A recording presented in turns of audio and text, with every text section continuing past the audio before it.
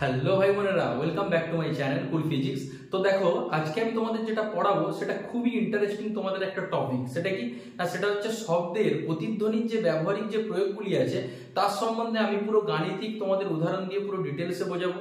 আর এই চ্যাপ্টারটা খুবই ইন্টারেস্টিং আর ইম্পর্টেন্ট এই কারণেই, কারণ তোমাদের এটা 9এও আছে, আবার তোমাদের 11এও কিন্তু এই জিনিসগুলো জানতে হবে। তাই জন্য তোমরা যদি এখন 9এ ভালো করে বুঝে নিতে পারো, তাহলে কিন্তু তোমাদের 11এ আর তোমাদের কোনো সমস্যা হবে না। ঠিক আছে, তো দেখো আমি বলছি। তো ফার্স্ট টাইম লিখছি যে প্রতিধ্বনির ব্যবহারিক প্রয়োগ। প্রতিধ্বনির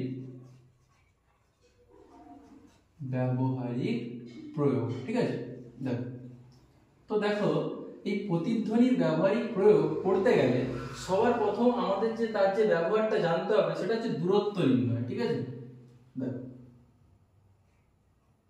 দূরত্ব নির্ণয়। ঠিক আছে, দেখো দূরত্ব নির্ণয়। তাহলে দেখো এই দূরত্ব নির্ণয় মানে কোন একটা বস্তুর মধ্যে, মনে করো এখানে একটা বস্তু আছে, এখানে একটা বস্তু আছে, তার মধ্যে কি দূরত্বটা মেজার করব। এবারে দেখো এক্সাক্ট এই জিনিসটা কি হচ্ছে আমি একটু খুলে বলছি তোমাদের। তো দেখো এখানে মনে করো একটা বন্দুকের আওয়াজ করা হবে। আমরা জানি যে ক্ষণস্থায়ী শব্দ মধ্যে উদাহরণ হচ্ছে বন্দুকের আওয়াজ বা এমনি গুলির আওয়াজ। ঠিক আছে, তো দেখো এই পার্টিকুলার মনে করো এই একটা পোরশন, এই পোরশনটা মনে করো আমি সোর্স নাম দিচ্ছি। ঠিক আছে, এস, কারণ এইখান থেকে আমি বন্দুকের আওয়াজটা করব। এবারে এই পয়েন্টে যে আমি যে বন্দুকের আওয়াজটা যে করলাম, এই আওয়াজটা মনে করো এর সামনে কিছুটা দূরে মনে করো এখানে একটা বড় পাহাড় আছে। ঠিক আছে, এবারে সেই পাহাড়টা অ্যাকচুয়ালি কি একটা বড় প্রতিফলক তল। কারণ আমরা জানি শব্দ সবসময় প্রতিধ্বনি বা প্রতিফলিত হওয়ার জন্য বড় প্রতিফলক দরকার হয়। কেন দরকার হয় না, কারণ শব্দের ক্ষেত্রে তার তরঙ্গ দৈর্ঘ্য বেশি হওয়ার জন্য তার প্রতিফলক তলটি অনেক বড় হতে হবে। তাই এখানে যখন আমি এই বন্দুকের আওয়াজটা করছি, অর্থাৎ এখানে কি মূল শব্দটা উৎপন্ন করছি, তাহলে সেই শব্দটা দেখো এখান থেকে সোজা এরকম যাবে, গিয়ে এই পাহাড় যে বড় যে প্রতিফলক তলটা আছে সেই তলে আবার প্রতিফলিত হয়ে প্রতিধ্বনি হিসেবে পুনরায় আবার এইখানে ফিরে আসবে। তাহলে এইখান থেকে যে সোর্স আর প্রতিফলক এই দুটোর মধ্যে যে ডিসটেন্স অর্থাৎ ডি, সেইটাই আমাকে মেজার করতে হবে। আর সেইটাই যদি আমি মেজার করতে পারি তাহলে আমি বলবো যে তার দূরত্বটা কত। ঠিক আছে, তো দেখো ভালো করে একটু বোঝো। এখানে মনে করো এই যে শব্দটা যে উৎপন্ন করলাম, অর্থাৎ বন্দুকের যে গুলির যে আওয়াজটা যে উৎপন্ন করলাম, সেই শব্দটাই পাহাড়ে লেগে প্রতিফলিত হবে বা প্রতিধ্বনি আকারে ফিরে আসবে। ঠিক আছে, তো আমরা জানি যে বায়ুতে শব্দের বেগ একটা ফিক্স থাকে, মনে করো 330, কারো বইতে আছে 332 মিটার পার সেকেন্ড। কিন্তু এখানে আমরা লিখছি যে শব্দের গতিবেগ, আচ্ছা বায়ুতে লিখে দাও যে বায়ুতে শব্দের গতিবেগ হচ্ছে কত, ভি। ঠিক আছে, লিখে দিলাম বায়ুতে শব্দের গতিবেগ ভি। আর হচ্ছে দেখো এই মূল শব্দ আর প্রতিফলিত হয়ে আবার ফিরে আসছে অর্থাৎ প্রতিধ্বনি, তাদের মধ্যে যে সময়ের ব্যবধান, অর্থাৎ দেখো এইখানে শব্দটা উৎপন্ন হলো, কতক্ষণ পরে তোমার আবার কানে সেই শব্দটা ফিরে আসছে, এই দুটোর মধ্যে যে সময়ের ব্যবধান তাকে আমরা কি বলবো, টি। তাহলে আমি লিখছি যে মূল শব্দ ও প্রতিধ্বনির মধ্যে সময়ের ব্যবধান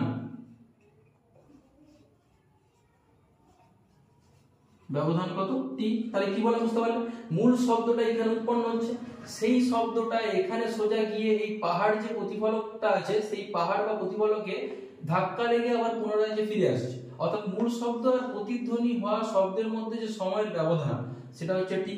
আর বায়ুতে শব্দের বেগ আমি কি বললাম, ভি।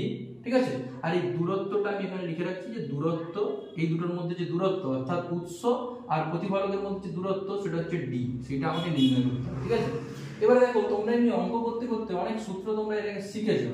কি সূত্র আমি লিখছি একটু বুঝতে পারবে। S ইকুয়ালস টু হয় d বাই t। এখানে s টা মনে করো স্পিড, d টা মনে করো হচ্ছে দূরত্ব, আর t টা মনে করো হচ্ছে সময়। ঠিক আছে, তাহলে এই d সমান কি হবে, s ইনটু t।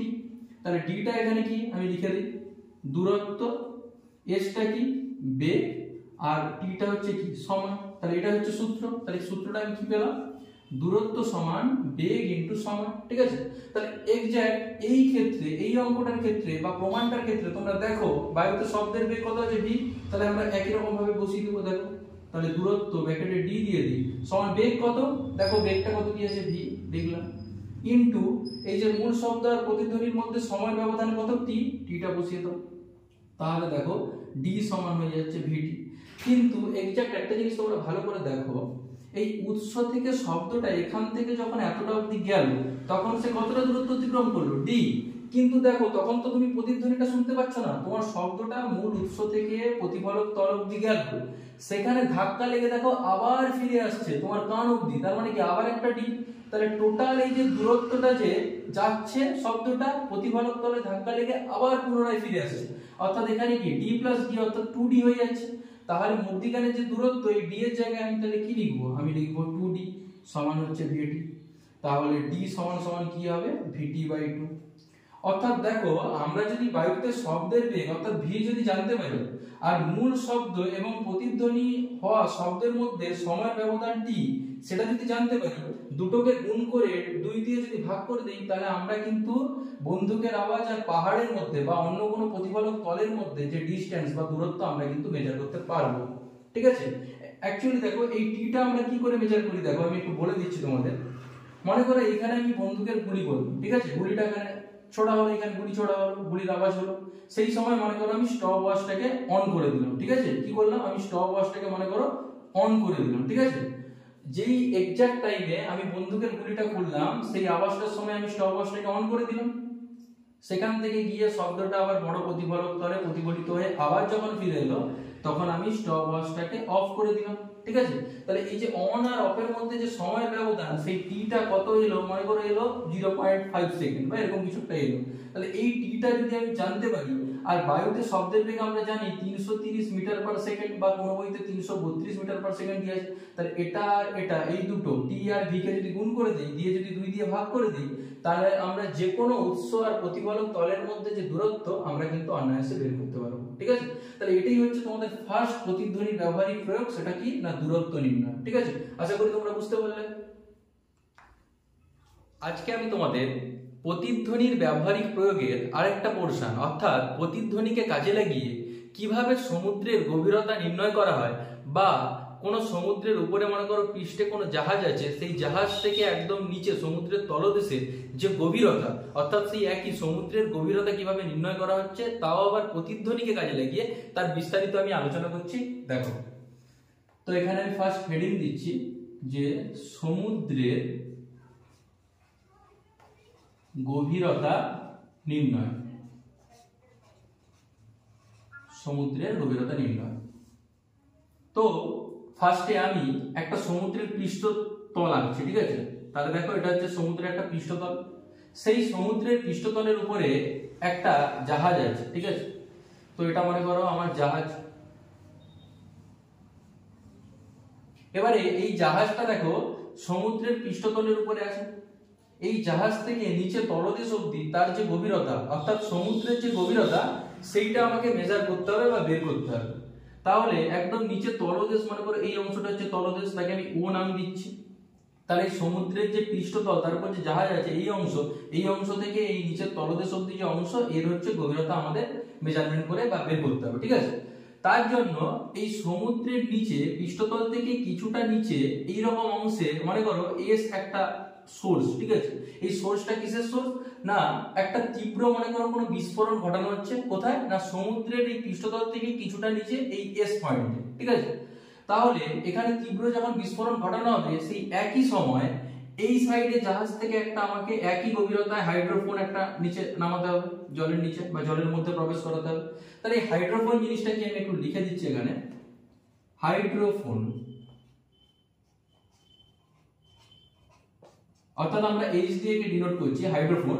হাইড্রোফোনটা হলো মনে করো এখান থেকে কোনো উৎপন্ন শব্দ সেটাকে এই হাইড্রোফোনটা কি করবে না গ্রহণ করবে, অর্থাৎ কি হবে না শব্দ গ্রাহক হিসেবে কাজ করবে। ঠিক আছে, তাহলে হাইড্রোফোনের কাজ কি বললাম, না শব্দটাকে গ্রহণ করা অর্থাৎ শব্দ গ্রাহক হিসেবে কাজ করবে।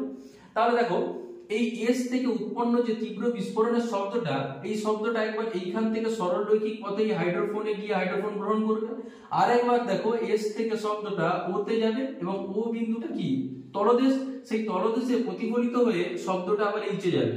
ঠিক আছে, এক্সাক্ট তাহলে আমি কি বললাম না সরল রৈখিক পথে, আমি এখানে লিখছি যে সরল রৈখিক পথে শব্দ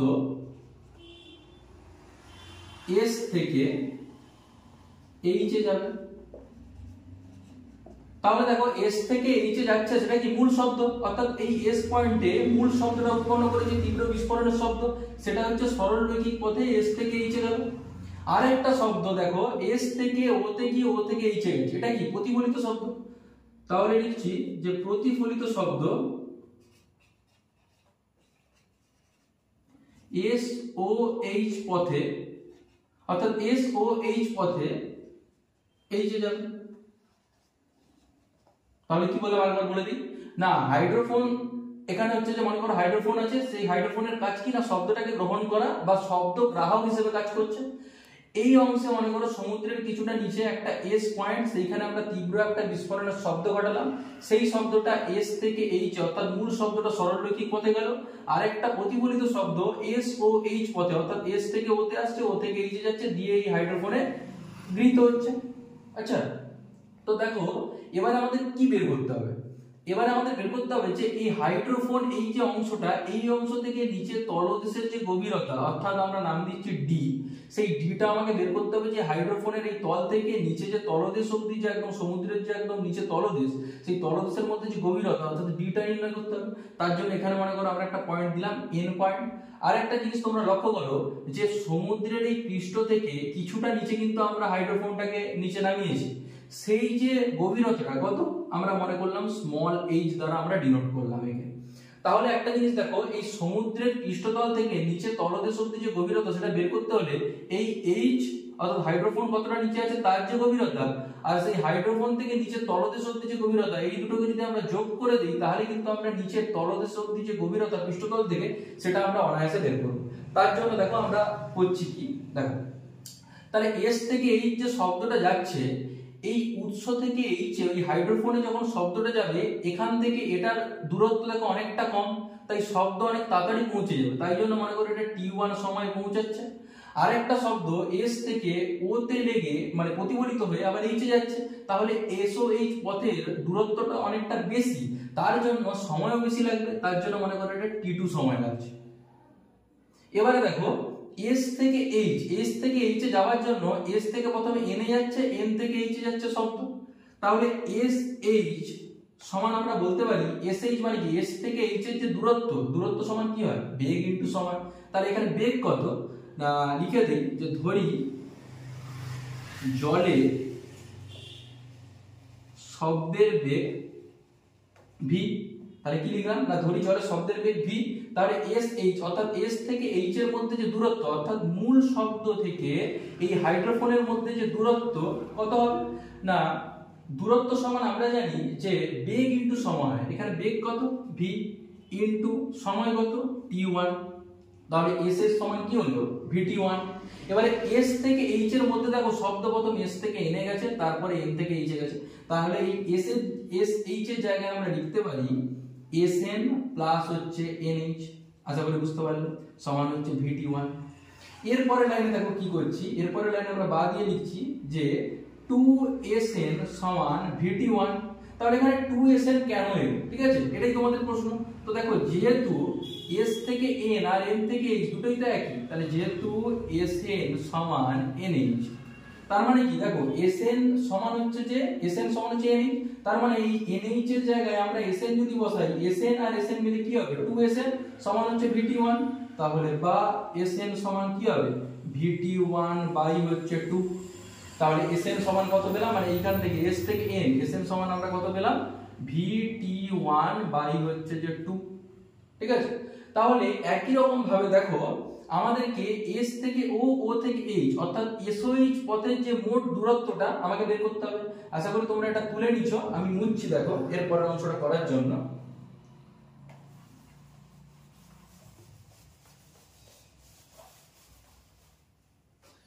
এখানে আমাকে SOH পথের যে দূরত্বটা সেটা বের করতে হবে। তাহলে শব্দ প্রথমে S থেকে O তে গেছে, তারপরে O থেকে H এ গেছে, S থেকে O তে এসেছে, O থেকে H এ গেছে, তাহলে S থেকে O আর O থেকে H এই যে দূরত্বটা, দূরত্ব সমান কি হয় বেগ ইনটু সময়। তাহলে বেগ কত, সেই বায়ুতে শব্দের বেগ v, আর সময় কত t2, তাহলে SO প্লাস OH সমান হচ্ছে VT2। আবার 2SO সমান হচ্ছে VT2, কেন না যেহেতু SO সমান হচ্ছে OH, কারণ এইখান থেকে এই অংশটা আর এইখান থেকে এই অংশটা, এই দুটো অংশ তো সমান, এখান থেকে এটা আর এখান থেকে এটা, অর্থাৎ S থেকে O আর O থেকে H দুটো সমান, তাই জন্য আমরা OH এর জায়গায় SO বসাতে পারি। তাহলে SO আর SO মিলে কি 2SO VT2, একই মানে আগের মতো। তাহলে SO সমান কি হলো VT2 বাই হচ্ছে 2, তাহলে SO সমান আমার কত বেরালো VT2 বাই হচ্ছে 2 বেরালো। তাহলে SN পেয়ে গেলাম, SO পেয়ে গেলাম। এবারে আমাকে বের করতে হবে কি এই যে লম্বটা অর্থাৎ ON। তাহলে দেখো এইখানে তোমরা একটা জিনিস জানো যে আমরা পিথাগোরাসের উপপাদ্য অনুসারে আমরা বলতে পারি যে অতিভুজ স্কয়ার সমান কি হয় লম্ব স্কয়ার প্লাস ভূমি স্কয়ার। তাহলে এইখান থেকে লম্ব স্কয়ার যদি হয় তাহলে লম্ব স্কয়ার সমান কি হবে অতিভুজ স্কয়ার মাইনাস হচ্ছে কি ভূমি স্কয়ার। তাহলে শুধু লম্ব সমান কি হবে √অফ অতিভুজ স্কয়ার মাইনাস হচ্ছে ভূমি স্কয়ার। তাহলে এখানে লম্বটা কি ON মানে d, তাহলে লিখছি যে ON ব্র্যাকেটে দিচ্ছি d, কারণ আমার তো এই লম্বটা বের করতে হবে। তাহলে ওটা সমান কি হবে √অফ অতিভুজ স্কয়ার মাইনাস ভূমি স্কয়ার। তাহলে অতিভুজ কত আছে এইখানে দেখো, এই কোণটা যদি 90 ডিগ্রি হয় তাহলে এইটা তো একটা সমকোণী ত্রিভুজ বোঝা যাচ্ছে। তাহলে এর অতিভুজ কোণটা SO বা OS বলতে পারো। তাহলে SO স্কয়ার অতিভুজের স্কয়ার মাইনাস হচ্ছে ভূমি স্কয়ার, ভূমি কত আছে SN, তাহলে বসাই SN স্কয়ার। এখানে তাহলে কি পাবো আমরা SO এর মানটা আমরা বসিয়ে দিই। SO এর মান কত আছে VT2 বাই 2 তার হচ্ছে স্কয়ার মাইনাস হচ্ছে VT1 বাই 2 তার হচ্ছে স্কয়ার। তাহলে এখান থেকে দেখো v স্কয়ার, তাহলে v স্কয়ারটা দেখো দু ক্ষেত্রে v স্কয়ার আছে, তাহলে একটা v কে v স্কয়ারটা যখন রুটের বাইরে আসবে v হয়ে যাবে, আর দুটো 2 আছে মানে 2 স্কয়ার বাইরে এলে কি হবে শুধু 2 হয়ে যাবে। তাহলে রুটের মধ্যে কি থাকবে t2 square minus t1 square. তাহলে এইখানে দেখো আমাদের d টা অর্থাৎ ON টা বেরিয়ে গেছে। ON মানে কি দূরত্বটা কতটা গভীর, এই অংশের এই হাইড্রোফোনের এই তল থেকে নিচে পৃষ্ঠতল অবধি কতটা গভীর আমরা বের করে নিলাম d টা।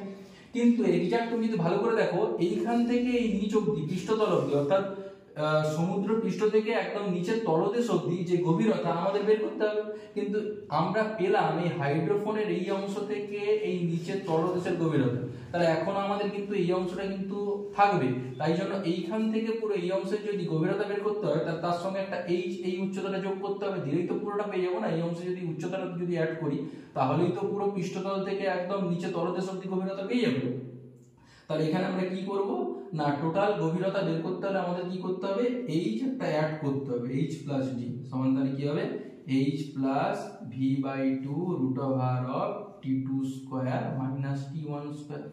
দেখো আশা করি তোমরা এটা বুঝতে পারবে। তাহলে দেখো কোন জায়গায় আমরা যদি মনে করব বায়ুতে শব্দের বেগ বা জলের শব্দের বেগ আমরা যদি এখানে জানি যে জলের শব্দের বেগটা এই v টা কত, আর T1 অর্থাৎ S থেকে এই যে যাচ্ছে শব্দটা কত সময় লাগছে হাইড্রোফোনে যেতে, এই T1 যদি জানি, আর T2 অর্থাৎ প্রতিফলিত হয়ে শব্দটা যে হাইড্রোফোনে যাচ্ছে সেই T2 টা যদি আমরা জানি, তাহলে এখানে T1 T2 এর জায়গায় মানটা বসাবো, আর V এর জায়গায় মানটা বসালেই আমাদের কিন্তু পৃষ্ঠতল থেকে সমুদ্রের তলদেশ অবধি যে গভীরতা আমরা অনায়াসে বের করে নিতে পারবো। আশা করি তোমরা বুঝতে পারবে, ঠিক আছে। তো দেখো আজকে আমাদের যে আরেকটা পোরশন বাকি ছিল অর্থাৎ প্রতিধ্বনির সাহায্যে যে বিমানের উচ্চতা নির্ণয়, অর্থাৎ লাস্ট পোরশন যে প্রতিধ্বনিকে কাজে লাগিয়ে আমরা কিভাবে বিমানের উচ্চতা নির্ণয় করতে পারবো সেটা আজ তোমাদের আমি বলবো। দেখো তাহলে আমি এখানে হেডিং দেই যে বিমানের উচ্চতা নির্ণয়,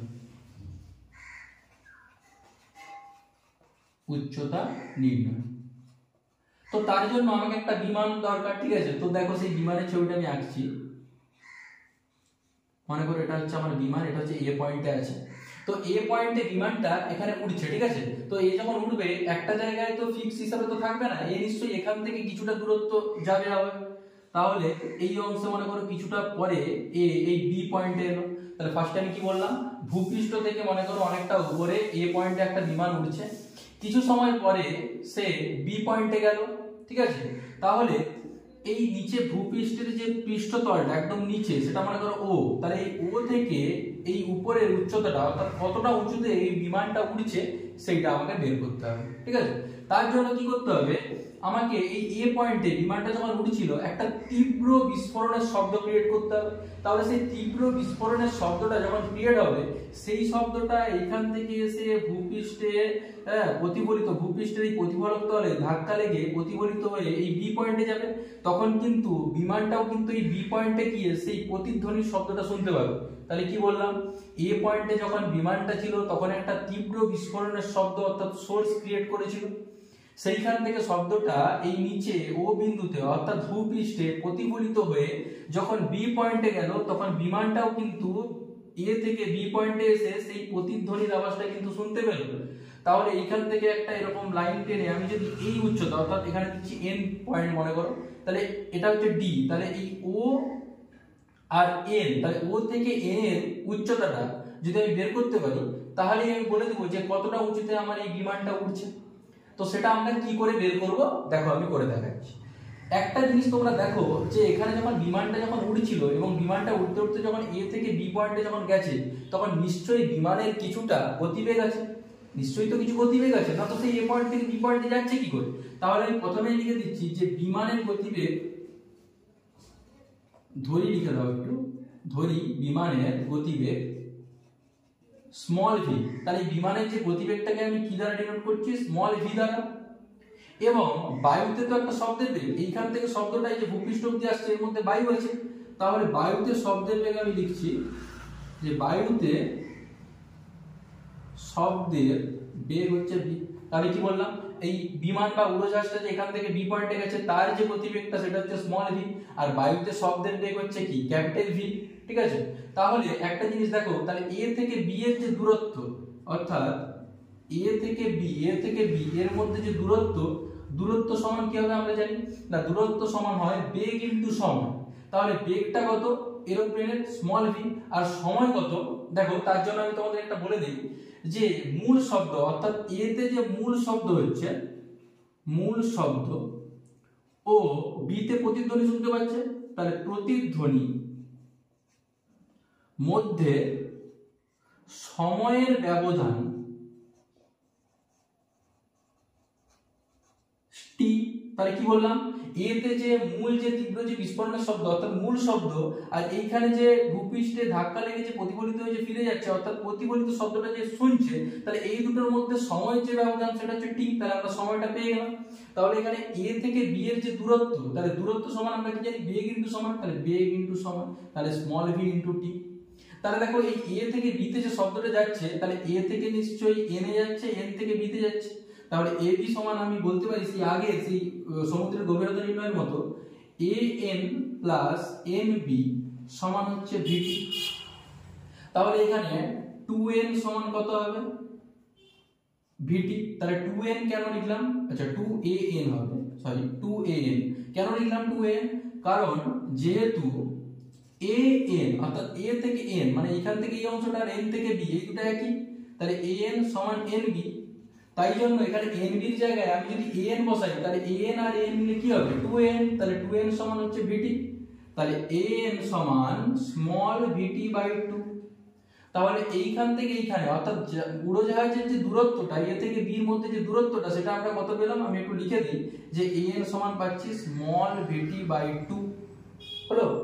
তাহলে একই রকম ভাবে এ থেকে যে শব্দটা ভূপৃষ্ঠে লেগে যে প্রতিফলিত হয়েছে অর্থাৎ সেই শব্দের যে দূরত্ব অর্থাৎ কি হবে মূল শব্দ আর প্রতিধ্বনি শোনার মধ্যে যে দূরত্ব সেটা কি করে বের করব না, এ থেকে শব্দটা কত মধ্যে এসেছে ও থেকে বি তে গেছে, ও থেকে হচ্ছে বি তে গেছে, তাহলে এদের মধ্যে যে দূরত্ব সমান কি হয় বেগ ইনটু সময়। তাহলে বেগ কত ছিল ক্যাপিটাল ভি, কারণ বাইরের শব্দের বেগ হচ্ছে ক্যাপিটাল ভি, আর সময় কত আছে টি। তাহলে একই রকম ভাবে 2ao সমান হচ্ছে যে ভিটি। 2ao কেন করলাম না, যেহেতু এইখান থেকে এইটা ao আর ob এই দুটো সমান, যেহেতু ao সমান হচ্ছে ob, তাই জন্য দেখো আমি ob এর জায়গায় যদি ao পুট করি তাহলে ao আর ao মিলে কি হবে 2ao। তাহলে বা ao সমান হচ্ছে, আচ্ছা এটা ক্যাপিটাল ভি হবে, ঠিক আছে, কারণ বায়ুতে শব্দ হবে ক্যাপিটাল ভি, তাহলে ক্যাপিটাল ভিটি বাই হচ্ছে 2। তাহলে ao কত পেলাম ক্যাপিটাল ভিটি বাই 2, আর an কত পেয়েছি আগে স্মল ভিটি বাই 2। আশা করি তোমরা এটা তুলে নিছো, আমি মুছছি এর পরের অংশ করার জন্য।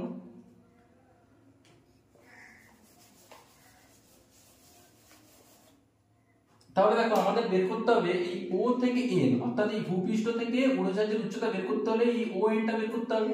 তাহলে এখানে লিখছি ও এন ব্র্যাকেটে হচ্ছে ডি সমান কি হবে না, সমান হচ্ছে দেখো এটা যদি একটা সমকোণী ত্রিভুজ হয়, এটা মনে করো একটা সমকোণী ত্রিভুজ, এই কোণটা কত হচ্ছে 90 ডিগ্রি, এই কোণটা 90 ডিগ্রি, এটা একটা সমকোণী ত্রিভুজ। তাহলে এই সমকোণী ত্রিভুজের ক্ষেত্রে আমরা পিথাগোরাসের উপপাদ্য অনুসারে জানি যে অতিভুজ স্কয়ার সমান কি হয়, লম্ব স্কয়ার প্লাস ভূমি স্কয়ার। তাহলে সেইখানে লম্ব স্কয়ার সমান কি হয়ে যাবে, অতিভুজ স্কয়ার মাইনাস হচ্ছে ভূমি স্কয়ার। এখানে অতিভুজ কত, এই দেখো এই ও এনটা হচ্ছে অতিভুজ, তাহলে ও এটা হচ্ছে অতিভুজ, তাহলে ও এর স্কয়ার মাইনাস হচ্ছে ভূমিটা কত এ এন তার স্কয়ার। তাহলে এখানে মানটা আমি একটু বসিয়ে দিই, তাহলে এ ওর মান কত ক্যাপিটাল ভিটি বাই 2 তার হচ্ছে স্কয়ার, আর এ এন এর মান কত না স্মল ভিটি বাই 2 তার হচ্ছে স্কয়ার।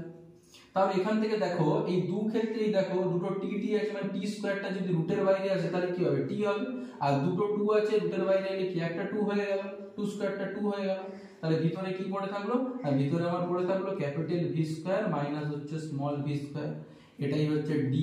অর্থাৎ ও থেকে এন যে পয়েন্ট তার যে দূরত্ব, অর্থাৎ ভূপৃষ্ঠ থেকে উড়োজাহাজের যে দূরত্ব বের করতে হলে আমাদের এইটা অ্যাপ্লাই করলে হবে। তাহলে এখানে বের করার জন্য আমার কি কি জানা দরকার না, জানা দরকার হচ্ছে যে কতটা সময় লাগছে, অর্থাৎ মূল শব্দ আর প্রতিধ্বনির মধ্যে যে সময়ের ব্যবধান সেটা আমাদের স্টপওয়াচ দিয়ে আমাদের মেজারমেন্ট করে লিখতে হবে যে কত হলো।